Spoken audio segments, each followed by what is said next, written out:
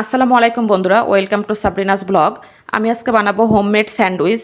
এটা বানাতে just 5 minute সময় লাগে, এর বেশি কখনোই লাগবে না। এটা খেতে খুব ভালো লাগে, খুবই সুস্বাদু।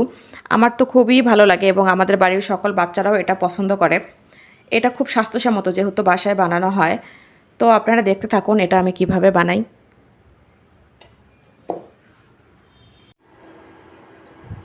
স্যান্ডউইচ বানানোর জন্য আমি এখানে 3টা ডিম ফাটিয়ে নিয়েছি। এখানে নিয়েছি চিনি আর নিয়েছি পরিমাণ মতো ব্রেড।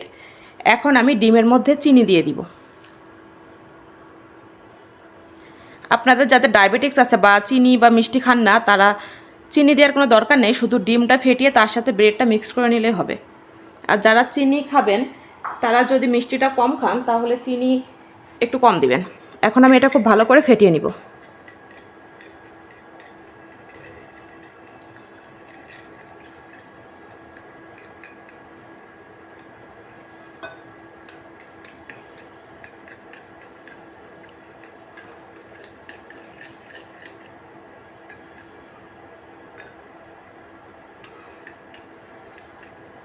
চিনি আর ডিমটা খুব ভালো করে মিক্সড করে নিতে হবে। চিনি আর ডিম আমি খুব ভালো করে মিক্স করে নিয়েছি। এখন ব্রেডের সাথে এটা লাগিয়ে নিব।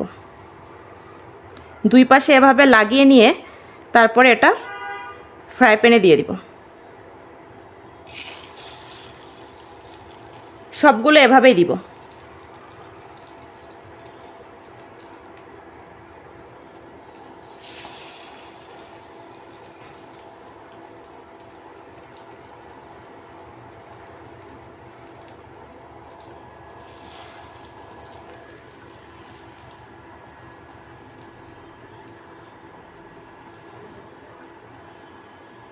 এবার দুই সাইডটা উল্টে ভেজে নিলেই কিন্তু এটা রেডি হয়ে যাবে।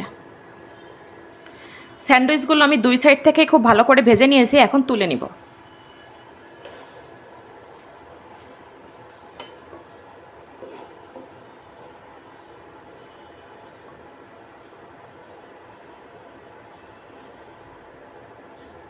এই যে আমার 3টা হোমমেড স্যান্ডউইচ রেডি। এভাবে আমি বাকি স্যান্ডউইচগুলোও ভেজে নিব। আমার এই 3টা স্যান্ডউইচও তৈরি হয়ে গেছে, এখন আমি তুলে নিব।